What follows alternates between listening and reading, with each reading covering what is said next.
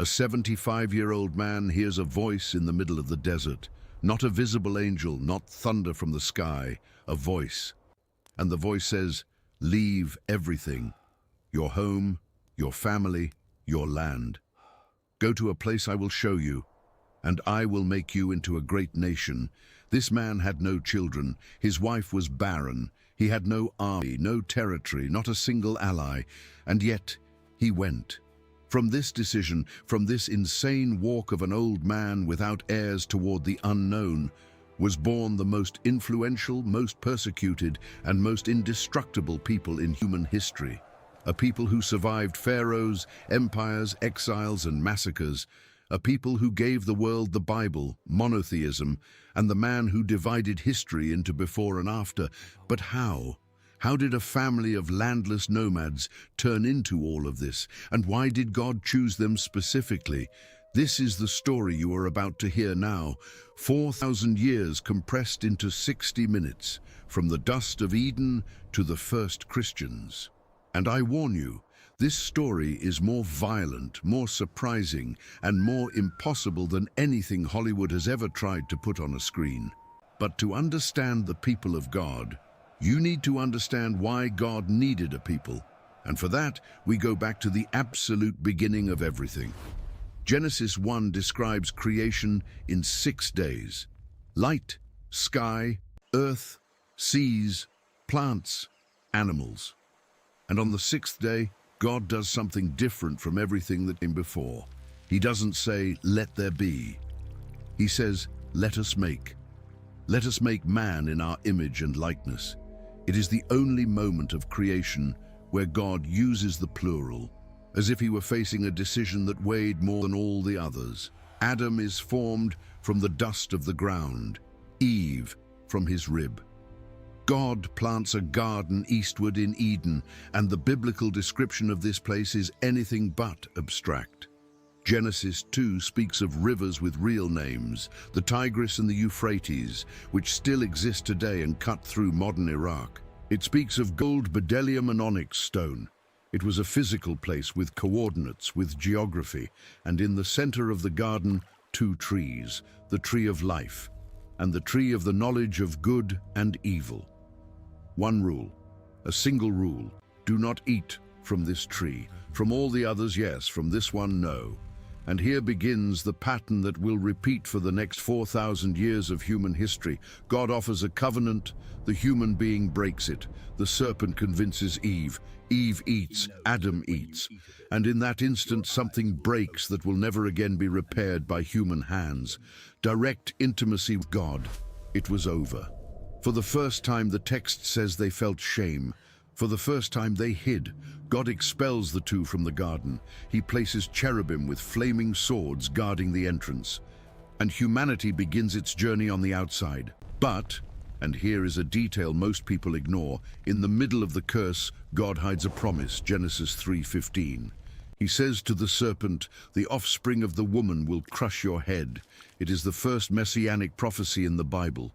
Even before a people existed, before Abraham, before Moses, before David, God already had a rescue plan. And the fall spreads fast. Cain kills Abel. The first murder in history is a fratricide. Violence multiplies so quickly that in just a few generations, Genesis 6 describes the earth as a place where every inclination of the thoughts of the human heart was only evil all the time. Not partially, not sometimes, continually. God regrets having created human beings. The Hebrew text uses the word nacham, which carries pain, not just a change of mind. It is a God who feels, and what he feels in this moment is deep mourning. But in the middle of a corrupted humanity, one man walks in the opposite direction. Noah. Genesis 6:9 says that Noah was a righteous man, blameless among the people of his time, and that he walked with God. In a world where even breathing seemed contaminated by evil, one man held the line. And God gives him an order that sounds like madness. Build a boat. Not just any boat. A structure 140 meters long, 23 wide, and 14 high. Larger than a football field. 3 decks. coated with pitch inside and out. No motor, no sail, no rudder. It wasn't a ship, it was a box designed to float and survive. Noah spent decades building it. Jewish tradition speaks of 120 years. Imagine the mockery. A man in the middle of the continent erecting the largest vessel anyone of that time had ever seen, preparing for rain that had never fallen. Because the text suggests that before the flood, the earth had never experienced rain as we know it. Then came the flood, 40 days and 40 nights, but it wasn't just rain. Genesis 7:11 says that the springs of the great deep burst forth.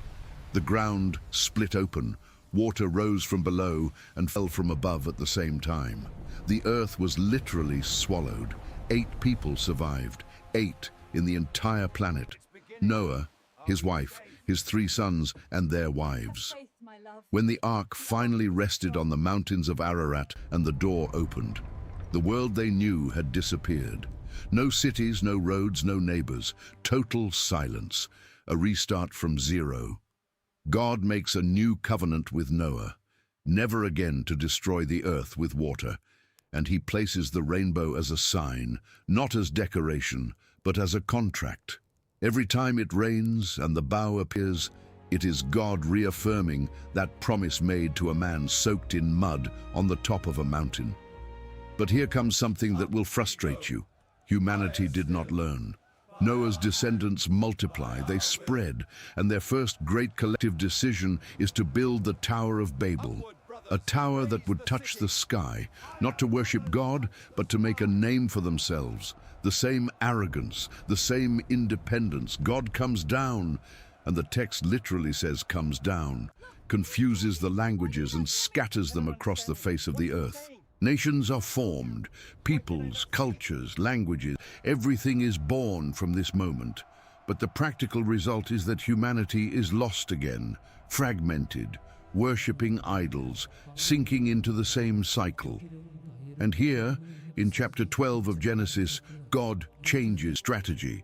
Instead of dealing with all of humanity, he chooses one man, Abram, who would later be called Abraham, a man from Ur of the Chaldeans, likely in the region of modern Iraq, the son of an idol maker, according to Jewish tradition, someone who grew up in the cradle of idolatry, and God speaks to him. Genesis 12 verses 1 to 3, "Go from your country, your people, and your father's household to the land I will show you. I will make you into a great nation, and I will bless you. I will make your name great, and all peoples on earth will be blessed through you." Pay attention to that last phrase, all peoples on earth. God is not choosing a people to privilege them and abandon the rest. He is choosing a channel, an instrument, a lineage through which the blessing will reach everyone. This is the contract that foundations the entire story that follows. Abraham was 75 years old when he left. Sarah, his wife, was barren, and the promised land, Canaan, was already occupied by other peoples. So what God promised was an impossible son, an occupied land, and a nation that did not exist.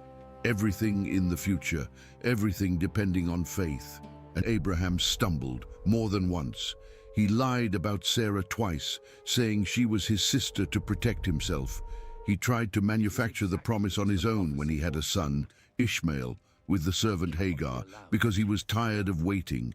He was human, flawed, fearful at times, but he kept walking, and when Abraham was 100 years old and Sarah was 90 years old, Isaac was born, the son of the promise, the impossible that became flesh and bone. If this already seems intense, hold on, because God is going to ask for this son back. Genesis 22 is one of the most disturbing scenes in the entire Bible. God says to Abraham, "Take your son, your only son, Isaac, whom you love. Go to the region of Moriah and sacrifice him there as a burnt offering." Think about the weight of those words. Your son, your only one, whom you love. God leaves no room for emotional distancing. He makes sure to name the bond before asking for the sacrifice. Abraham wakes up early, cuts the wood, saddles the donkey, and walks for 3 days with Isaac toward Mount Moriah. 3 days. walking in silence beside the son he's going to sacrifice. Imagine what was going through that man's head with every step. On the way, Isaac asks, "Father, the fire and wood are here, but where is the lamb for the burnt offering?" And Abraham answers one of the most loaded phrases in all of Scripture: God himself will provide the lamb. He binds Isaac, he places the boy on the altar, he raises the knife. And at the last second, an angel shouts from heaven, "Abraham, Abraham, do not lay a hand on the boy." God never wanted Isaac's death. It was a test, the most extreme a father could face. And Abraham passed, not because he didn't feel pain, but because he trusted that God knew what he was doing even when nothing made sense. And here is something that gives you chills when you connect the dots. Mount Moriah, where Abraham almost sacrificed Isaac, is the same place where Solomon will build the Temple of Jerusalem 1,000 years later. And it is the same region where, 2,000 years in the future, God will indeed deliver his own son. The lamb that Abraham said God would provide showed up. It just took 20 centuries. If you believe that nothing in the Bible is a coincidence, comment below, God is faithful. Isaac grows up. He marries Rebekah, and he has twin sons who fight from their mother's womb, Esau and Jacob. Esau, the eldest, a hunter, impulsive, visceral. Jacob, the youngest, quiet, calculating, cunning. Jacob deceives his blind father, steals the blessing of the firstborn, and flees to escape his brother's fury. And there, fleeing alone through the desert, he has a dream. A ladder connecting earth to heaven, with angels ascending and descending. And God speaks from the top, "I am the Lord, the God of Abraham and Isaac. I will give you and your descendants the land on which you are lying." The promise did not die. It jumped from Abraham to Isaac, and from Isaac to Jacob. And Jacob, who would go through 20 years of exile, cheating, forced labor, and an entire night physically wrestling with God, would receive a new name. Israel, the one who struggles with God. The people of God do not carry the name of a saint. They carry the name of a fighter. Jacob, now Israel, had 12 sons. 12. And from those 12 would be born the 12 tribes of Israel. The family was growing. The promise made to a childless man was multiplying. But this family was anything but functional. Jacob's favorite was Joseph, the second to last son, born to Rachel, the woman he truly loved. Jacob gave Joseph a special robe with long sleeves and vibrant colors, which in the ancient world meant one thing: you don't have to work. You are the heir. The brothers hated Joseph, and that hatred turned into a conspiracy. Joseph was 17 years old when his own brothers threw him into an empty cistern in the middle of the desert. 10 grown men surrounding a teenager, stripping off his robe, debating whether to kill him or sell him. They decided to sell. 20 pieces of silver. The price of a slave in the Middle Eastern market around 1900 BC.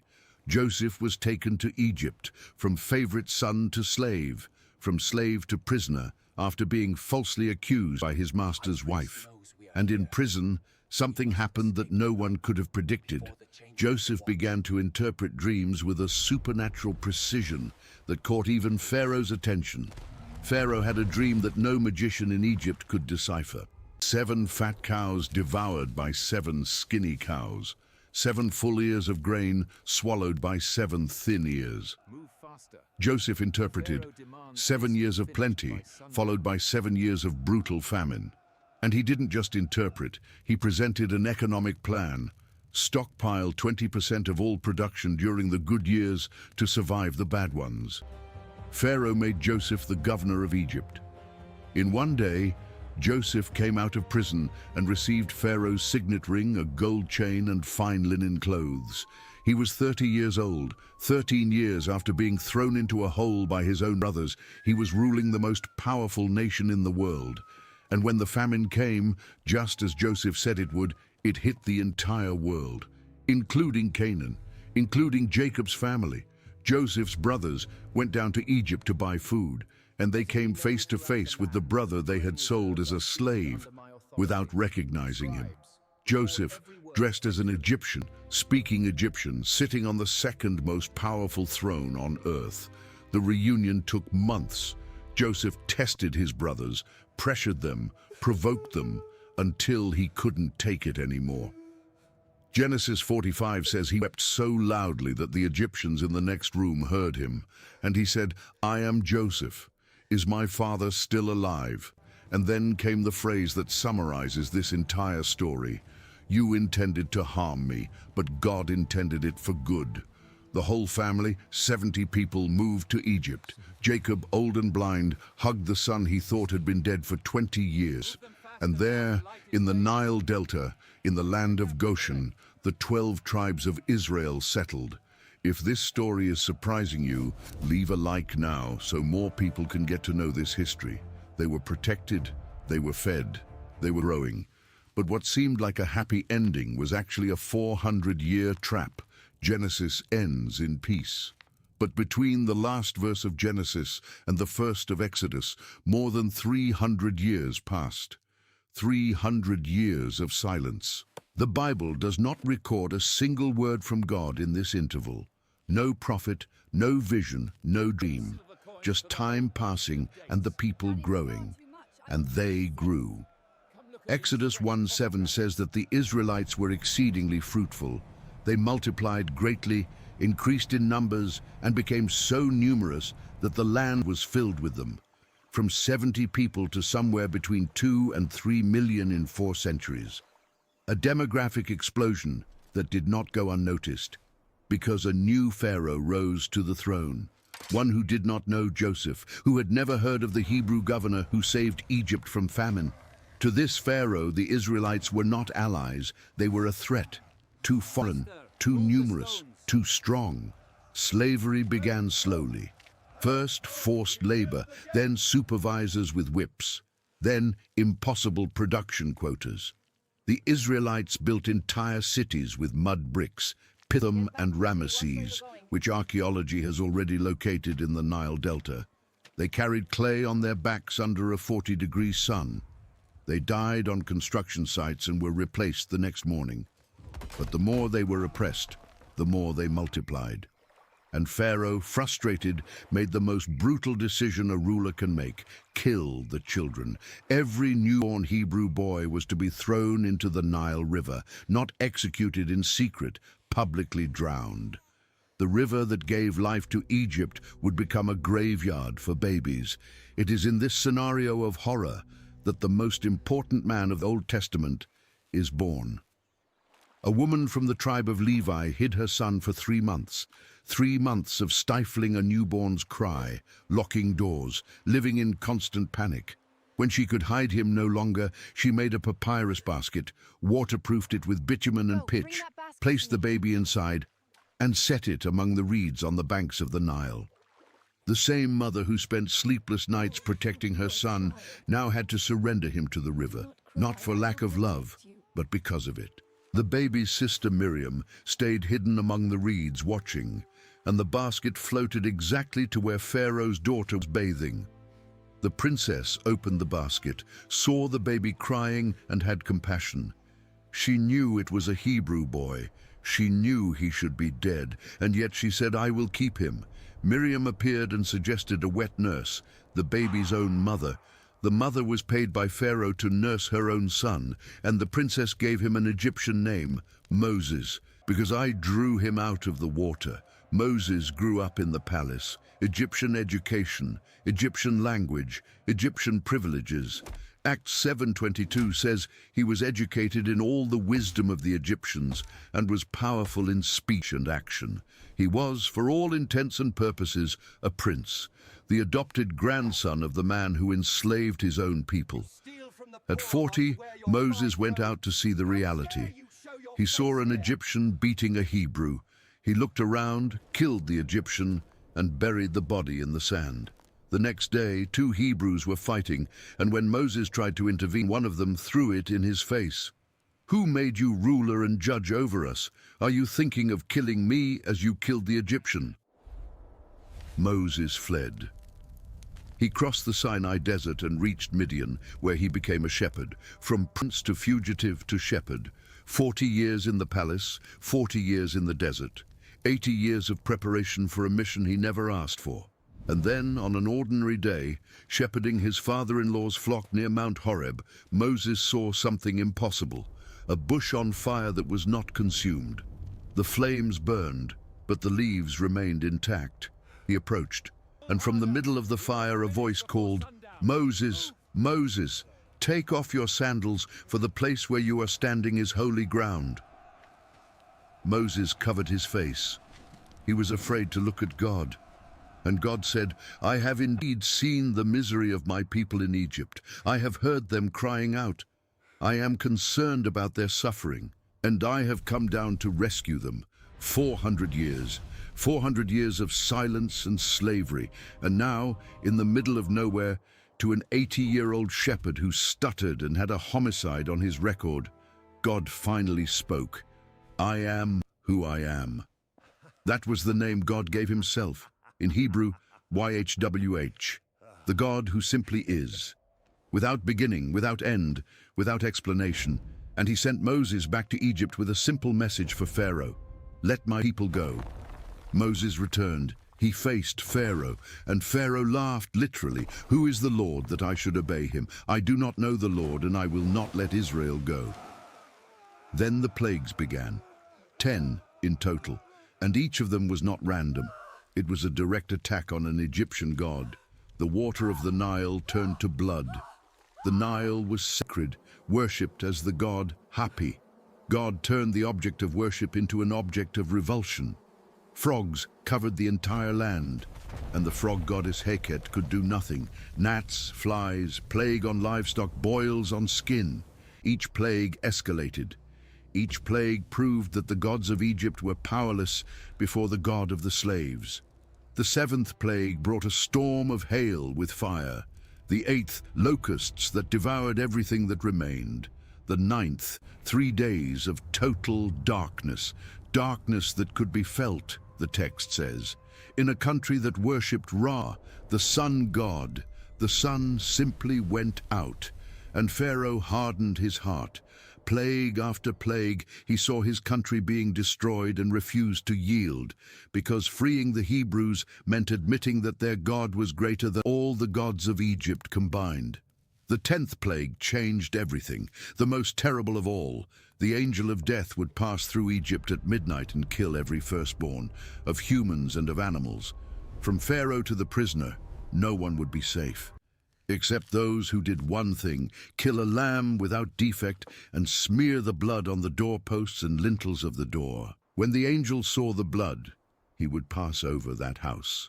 In Hebrew, Pesach, Passover. Each Israelite family did as they were instructed.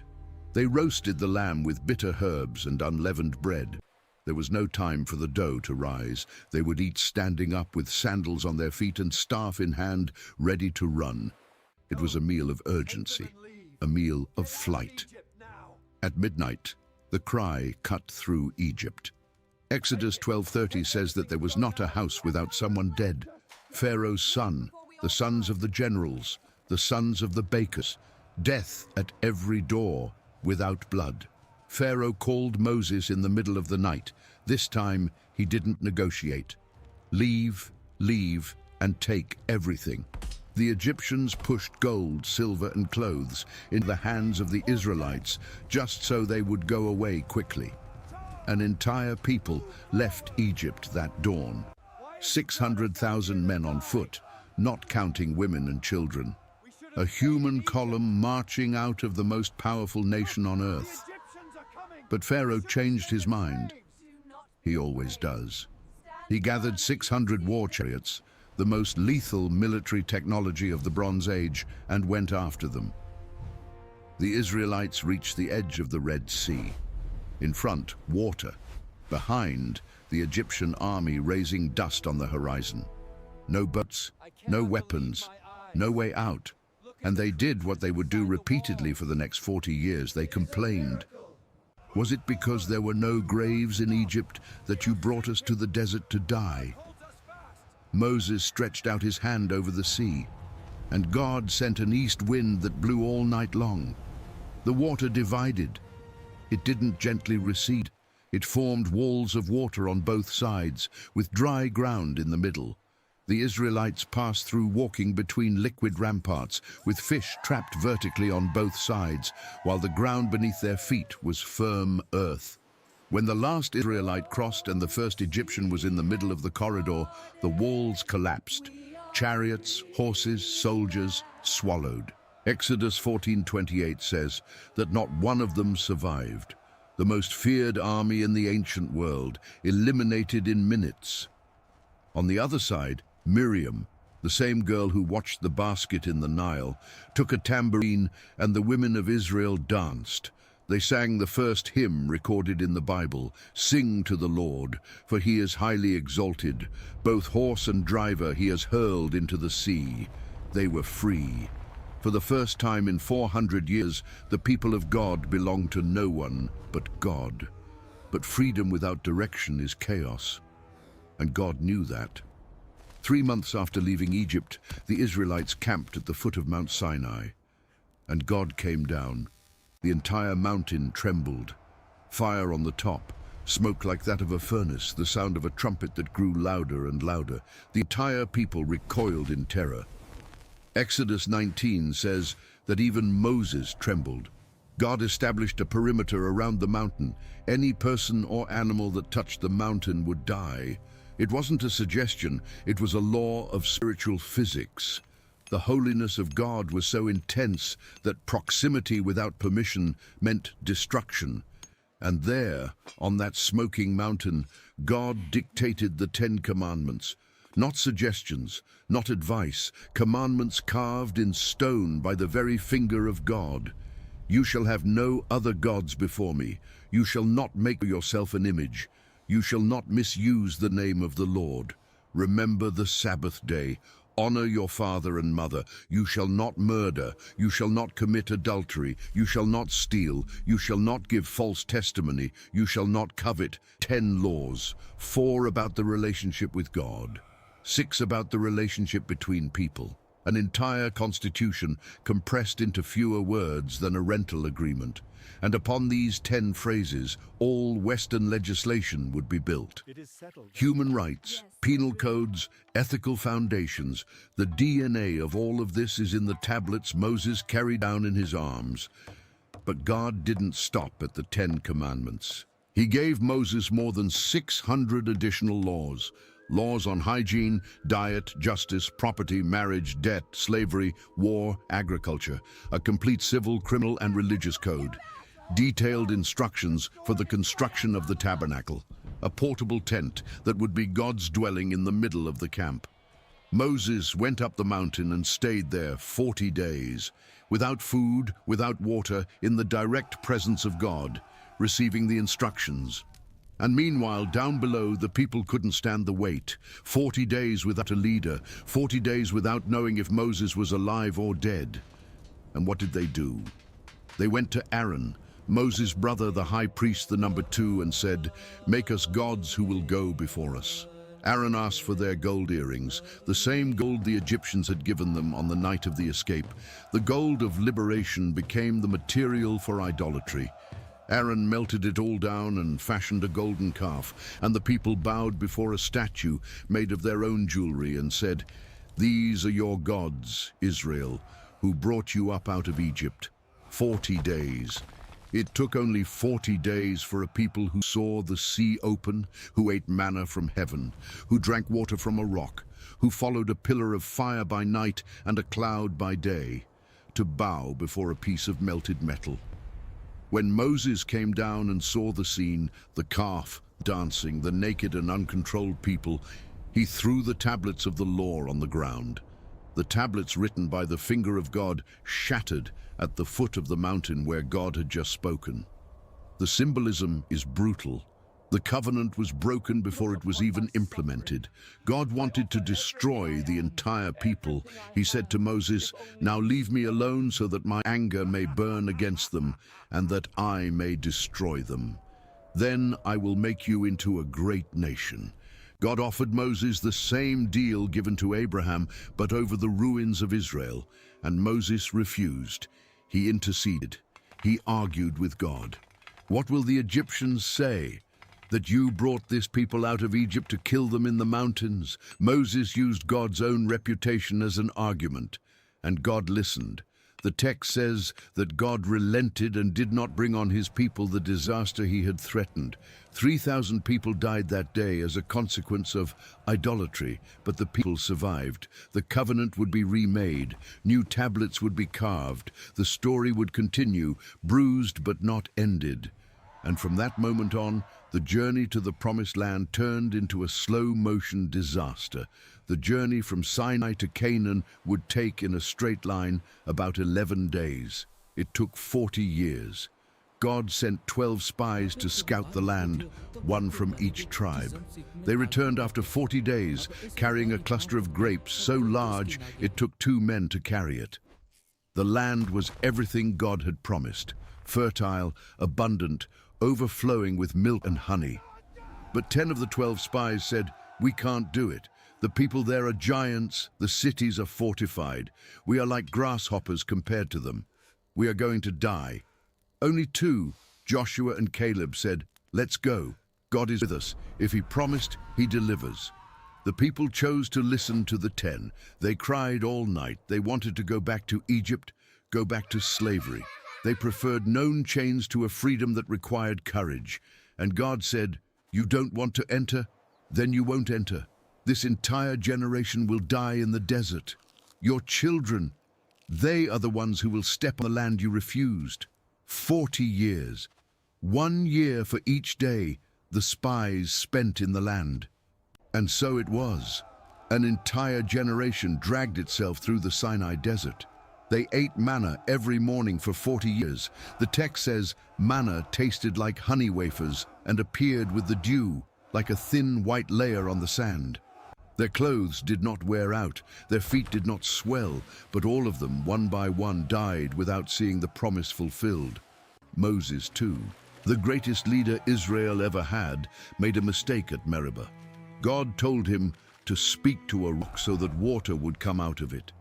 Moses, furious with the people's complaints, struck the rock twice with his staff. Water came out, but God said, "Because you did not trust in me enough to honor me as holy in the sight of the Israelites, you will not bring this community into the land I give them." Moses guided the people for 40 years.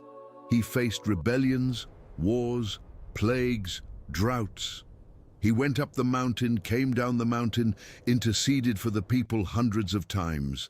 And at the end, in the last chapter of Deuteronomy, God took him to the top of Mount Nebo and showed him the entire land. From north to south, from Gilead to Dan, from Naphtali to the Negev.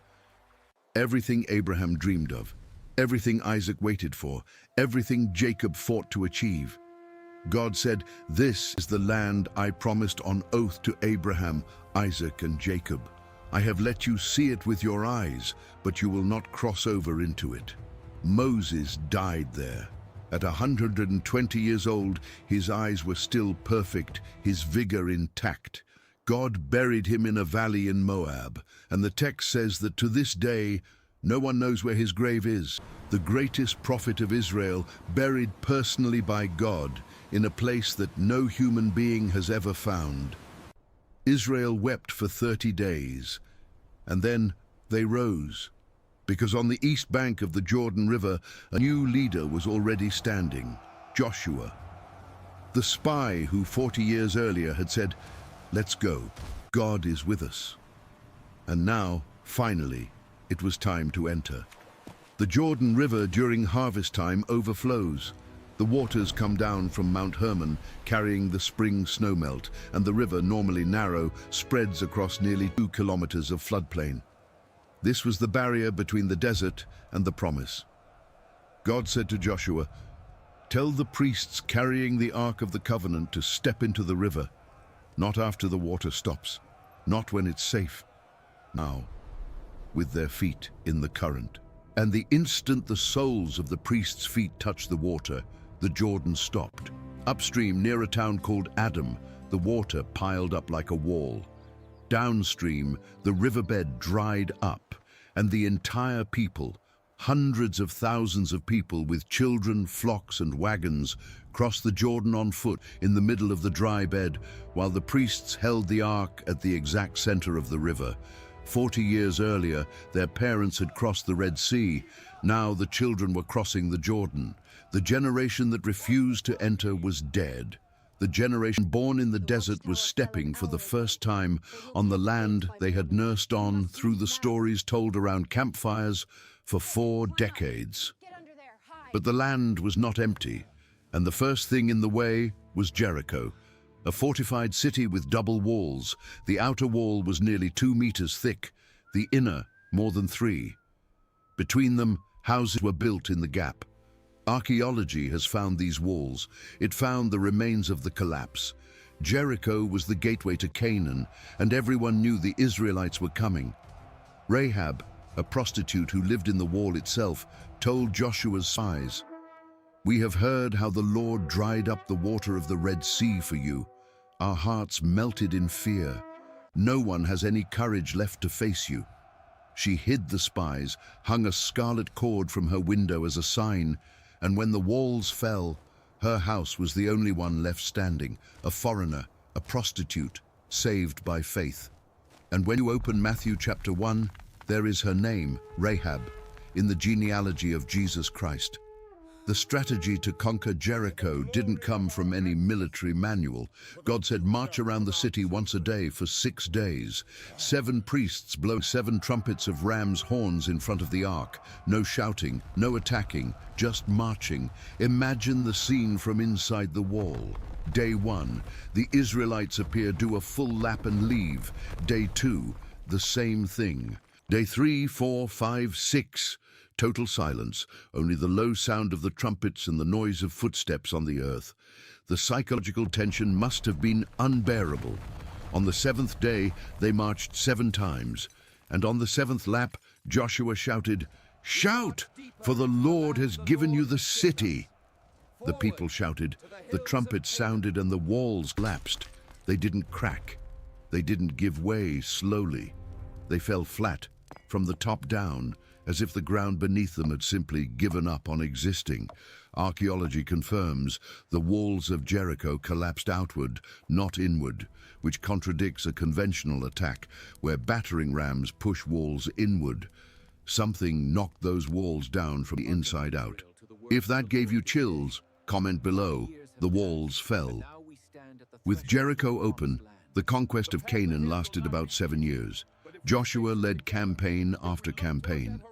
31 kings were defeated. The land was divided among the 12 tribes by lot. Each family received a specific portion, a permanent inheritance, property that passed from father to son. For the first time since Abraham, the people of God had an address. They had land, they had borders, they had roots. And in his final days, Joshua gathered all the people at Shechem, the same place where God had first appeared to Abraham centuries before, and asked the most important question in the history of Israel.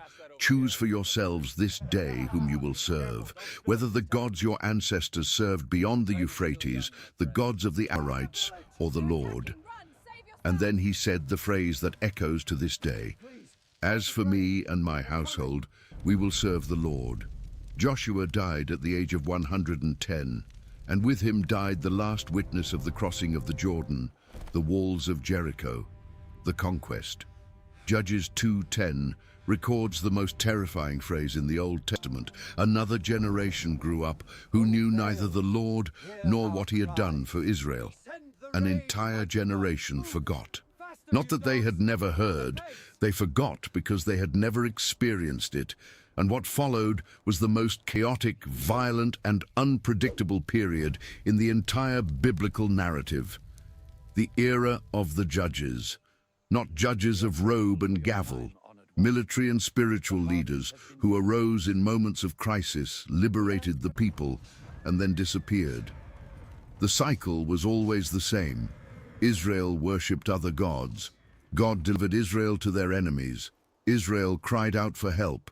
God raised a judge. The judge liberated the people. The people obeyed while the judge lived. The judge died. Israel went back to worshipping other gods. Repeat 12 times.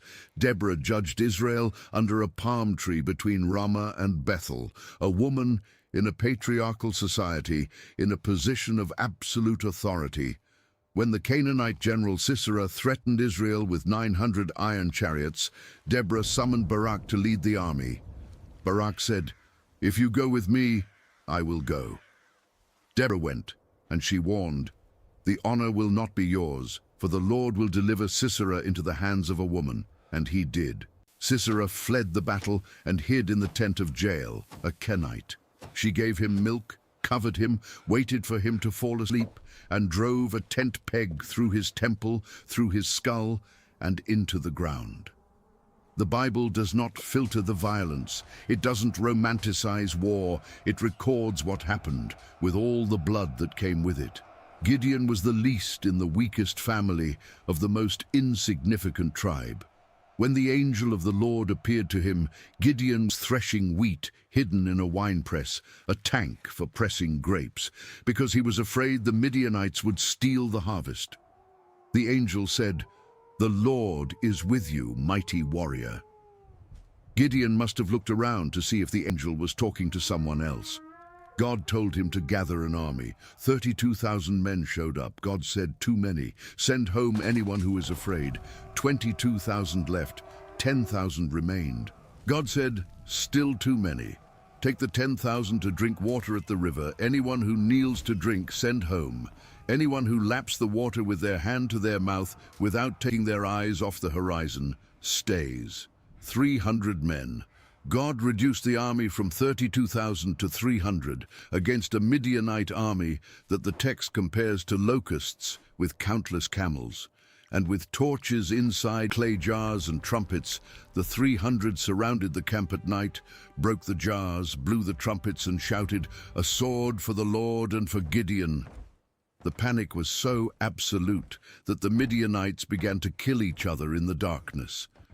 And then came Samson, the strongest and weakest man in the Bible at the same time, a Nazirite from the womb, consecrated to God, with the prohibition of cutting his hair, touching dead things, or drinking wine.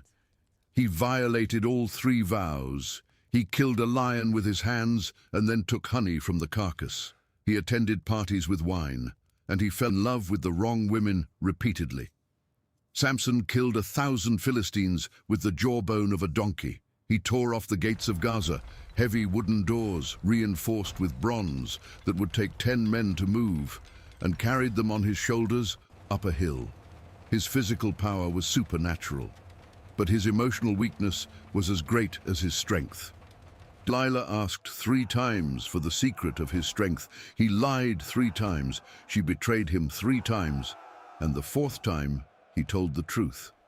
"If my head is shaved, my strength will leave me." He slept on her lap. She called a man to shave off the 7 braids, and Samson woke up thinking he would go out as before. But the text says the saddest phrase in the book: he did not know that the Lord had left him.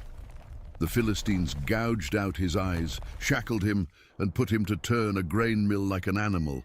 The strongest man in the world, blind and enslaved, walking in circles, but his hair grew. And on a feast day, the Philistines brought Samson to the temple of Dagon to entertain them. 3,000 people on the roof, plus hundreds inside the temple. Samson asked the boy guiding him to lean him against the 2 central pillars. And he prayed for the last time, "Sovereign Lord, remember me. Please, God, strengthen me just once more." He pushed the pillars with both hands. The entire temple collapsed. Samson killed more Philistines in his death than in his entire life. The book of Judges ends with a phrase that is both a summary and an epitaph. In those days, Israel had no king. Everyone did as they saw fit. No king, no law, no center, every tribe for itself. The people who had received the most detailed covenant in human history were living in absolute chaos. And it was into this vacuum that Samuel emerged. His mother, Hannah, was barren. In a world where a woman's value was measured by the children she produced, Hannah lived in humiliation. She went to the tabernacle at Shiloh and prayed with such intensity that the priest Eli thought she was drunk. Her lips moved, but no sound came out. The pain was so deep that prayer became only movement. God heard, Samuel was born, and Hannah, fulfilling her promise, delivered the boy to the tabernacle as soon as he was weaned. 3 years old, maybe 4, living in the temple, sleeping beside the Ark of the Covenant. One night, a voice called, "Samuel!" He ran to Eli. "I did not call you, go back to sleep." Again, "Samuel!" Again he went to Eli. The third time Eli understood. If he calls again, say, "Speak, Lord, for your servant is listening." And God spoke to a boy what the adults did not want to hear, that Eli's priesthood would be destroyed because his sons were corrupt and he had not rebuked them. Samuel grew up, and every word he spoke came true. Israel recognized, after centuries, there was a real prophet among them again. And what did Israel do with this prophet? They asked for a king, not just any request, a rejection. 1 Samuel 8:7, God said to Samuel, "It is not you they have rejected, but they have rejected me as their king." The people looked at the nations around them, Egypt, Assyria, Philistia, and wanted to be the same. They wanted a man on a throne, with a crown and an army, instead of an invisible God who spoke through prophets. Samuel warned, "A king will take your sons for war, your daughters for the kitchen, your fields for himself, 1/10 of your flocks. When that day comes, you will cry out for relief from the king you have chosen, but the Lord will not answer you in that day." The people heard the entire warning and replied, "No, we want a king over us." God granted it, Saul, from the tribe of Benjamin. The text describes that he was a head taller than any of the others. From his shoulders up, he stood out in the crowd, handsome, imposing, with the presence of a king. He started humble. When Samuel anointed him, Saul was looking for his father's lost donkeys. When he was presented to the people as king, he hid behind the baggage. But power does things to people. Saul offered a sacrifice that only the priest could offer. Because Samuel was late and the Philistine army was approaching, impatience disguised as devotion. Later, in a war against the Amalekites, God commanded him to destroy everything. Saul spared the enemy king and the best animals.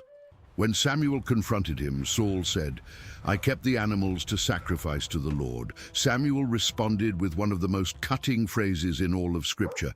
"Does the Lord delight in burnt offerings and sacrifices as much as in obeying the Lord? To obey is better than sacrifice." And then, "Because you have rejected the word of the Lord, he has rejected you as king." Saul wept. He grabbed Samuel's robe, and it tore in his hand. Samuel said, "The Lord has torn the kingdom of Israel from you today, and has given it to one of your neighbors, to one better than you." That next person was a ruddy teenager who tended sheep in Bethlehem. God sent Samuel to Jesse's house to anoint the new king. Jesse presented 7 sons, tall, strong, with the appearance of warriors. God rejected them all. Samuel asked, "Are these all the sons you have?" Jesse said, "There is still the youngest. He is tending the sheep." No one called David to the ceremony. His own father didn't think it was worth bringing him in from the field. But when the boy entered, ruddy with bright eyes, God said, "Rise and anoint him. This is the one." First, Samuel 16:7 explains the criteria. The Lord does not look at the things people look at. People look at the outward appearance, but the Lord looks at the heart. David was anointed king of Israel in a backyard, smelling like sheep, without anyone outside the family knowing. And the Spirit of the Lord came powerfully upon David from that day on. At the same time, the text says that the Spirit of the Lord departed from Saul, and an evil spirit tormented him. The two kings coexisted now, one with the crown and without God, the other with God and without the crown. And then the Philistines brought their champion, Goliath of Gath. 3 meters tall, according to the Hebrew text. Bronze armor weighing 57 kilograms. The tip of his spear weighed nearly 7 kilograms. Just the tip. A shield bearer carried a massive shield ahead of him. For 40 days, morning and evening, Goliath stepped out from the Philistine lines and shouted the challenge, "Send a man to fight me. If he wins, we will be your slaves. If I win, you will be ours." 40 days, 80 challenges, and not a single Israelite soldier moved, not even Saul, who was the tallest of them all. David had gone to bring cheese and bread to his older brothers in the army. He heard the giant shouting, he heard the cowardly silence of the camp, and he asked, "Who is this uncircumcised Philistine that he should defy the armies of the living God?" His brothers told him to shut up. Saul said he was only a boy. David said, "I have killed both the lion and the bear that attacked my sheep. This Philistine will be like one of them." Saul offered his own armor. David put it on, tried to walk, and took it off. He wasn't used to it.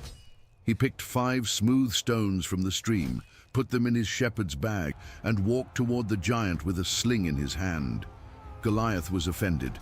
"Am I a dog, that you come at me with sticks?" He cursed David by his gods. He promised to give his flesh to the birds and the beasts. David responded by running. He didn't retreat, he didn't stop. He ran toward the giant. He put a stone in the sling, swung it, and let go. The stone hit Goliath's forehead and sank into his skull. The giant fell face down on the ground. David had no sword. He ran to the body, pulled Goliath's own sword, and cut off his head.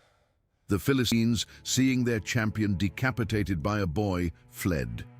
Israel pursued and won one of the most decisive battles in its history. And David, the shepherd, the youngest, the forgotten, became the most famous man in the kingdom in a single day. Saul brought him to the palace. Jonathan, Saul's son, loved David as a brother. The people sang in the streets, "Saul has slain his thousands, and David his tens of thousands." And in that moment, in Saul's eyes, something broke. Admiration turned to envy, envy turned to paranoia, and paranoia turned into a manhunt. Saul tried to kill David with a spear twice while David played the harp to soothe his torments. He missed both times. He sent David into suicidal battles, hoping he would die. David returned with more victories. He offered his daughter in marriage for an impossible price, 100 Philistine foreskins. David brought 200. Every attempt to destroy David only made him greater. Saul summoned the entire army to hunt a single man through the desert of Judah. David lived in caves in En-Gedi, in the desert rocks, with a band of 400 men the text describes as those in debt, in distress, and discontented. The future king of Israel leading a group of outcasts. And twice, David had the chance to kill Saul. In the cave of En-Gedi, Saul went in to relieve himself, and David was hidden inside. His men said, "Now is the time." David approached and cut off a corner of Saul's robe. Afterward, his heart smote him. "The Lord forbid that I should do such a thing to my master, the Lord's anointed." He refused to take by violence what God had promised through time. And that decision, that impossible patience in a man who could have solved everything with one sword stroke, is what separated David from all the kings who came before and after. Not strength, restraint, not talent, waiting. Saul died as he lived, divided. At the Battle of Mount Gilboa, the Philistines massacred the army of Israel. Saul's 3 sons fell first, Jonathan among them, the best friend David ever had. Archers hit Saul. Wounded, cornered, with no way out, he asked his armor-bearer to kill him so he wouldn't be tortured by the Philistines. The armor-bearer refused. Saul took his own sword and fell on it. The first king of Israel died by suicide on a battlefield, with his sons dead beside him and his kingdom shattered. The Philistines found the body the next day, cut off his head, fastened the corpse to the wall of Beth-shan, and put his armor in the temple of their gods. When David received the news, he didn't celebrate. He tore his clothes, wept, fasted, and composed a lament that is considered one of the most beautiful elegies in ancient literature. How the mighty have fallen. Saul and Jonathan, in life they were loved and admired, and in death they were not parted. The man who was hunted by Saul for years wept for his death as if it were his own father's. David was crowned king in Hebron at the age of 30. First only over Judah, then 7 years later over all Israel. And the first thing he did was something no leader before him had achieved. He conquered Jerusalem. The city was in the hands of the Jebusites, who thought the fortress so impregnable they mocked, "Even the blind and the lame can keep you out." David sent his men up through the water shaft, a vertical shaft carved into the rock, narrow and dark, that connected the Gihon spring to the interior of the city. The men climbed through the wet stone and took the fortress from the inside. Jerusalem became the city of David, and he brought the Ark of the Covenant there, dancing before it with such intensity that his own wife despised him from the window. The political capital and the spiritual capital merged into one place. For the first time, Israel had a center. David's reign was the Golden Age. Borders expanded from the Euphrates to Egypt, exactly what God promised to Abraham. A professional army, organized administration, psalms being composed, poetry that would be sung for 3,000 years. God made David the most important promise since Abraham. Your house and your kingdom will endure forever before me. Your throne will be established forever, forever, an eternal dynasty. But David was not perfect, and the Bible does not hide it. One spring afternoon, while his generals were at war, David walked on the roof of the palace and saw a woman bathing, Bathsheba. He sent for her. She became pregnant. And to hide the adultery, David tried to bring Uriah, her husband, back from the battle so he would sleep with his wife and think the child was his. Uriah refused to go home while his comrades were sleeping in the field, so David wrote a letter to General Joab and sent the letter by Uriah's own hand. The letter said, "Put Uriah in the front line where the fighting is fiercest and withdraw from him so he will be struck down." Uriah carried his own death sentence without knowing it. He died at the wall of Rabbah. The prophet Nathan came to David with a parable. A rich man had massive flocks. A poor man had a single ewe lamb that slept in his lap and ate from his table. When a traveler arrived, the rich man took the poor man's lamb to serve to the guest. David exploded in anger. "The man who did this deserves to die." Nathan pointed his finger and said 4 words that changed everything. "You are the man." And David did not justify himself. He didn't blame Bathsheba. He didn't fire the prophet. He said 3 words, "I have sinned." Psalm 51 was born from that night. "Create in me a pure heart, O God." David was not called a man after God's own heart because he never sinned. He was called that because when confronted, he broke. He didn't harden. He broke.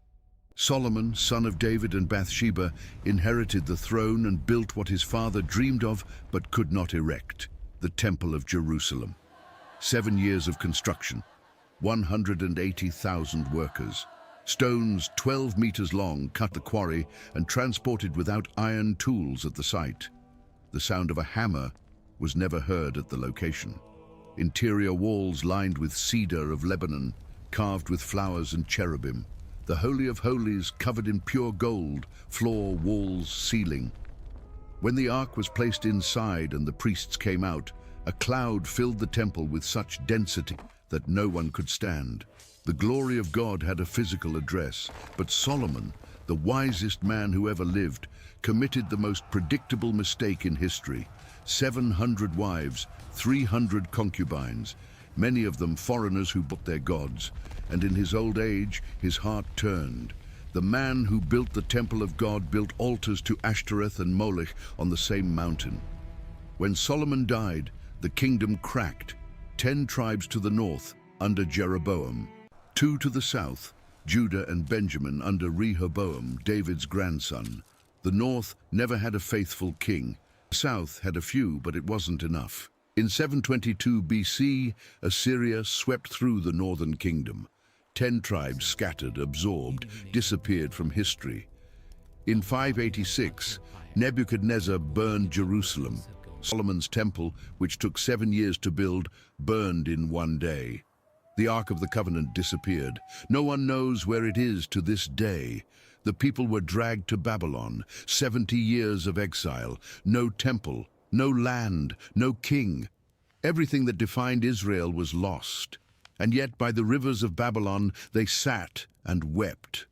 And they remembered Zion, and they did not forget, because this is the story of a people who should have disappeared and didn't. Entire empires, Egypt, Assyria, Babylon, Persia, Greece, Rome, were born, dominated the world, and turned to dust.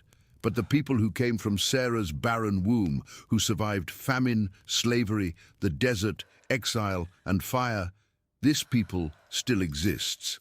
They still read the same texts. They still sing the same psalms. They still light candles on the same Friday night. 3,500 years later, the promise made to a shepherd in the desert of Haran stands firm. And if you watch this far, the question that remains is not about them. It's about you. Because at some point in this story, everyone recognizes themselves. In Abraham's fear, in Moses' stubbornness, in Samson's weakness, in David's fall, in Hannah's patience, in Israel's rebellion. This is not a story about perfect people. It is a story about a God who insists on not giving up on imperfect people. If you made it to the end, click on the video appearing on your screen now. I prepared it especially for those who watch this one until the very end.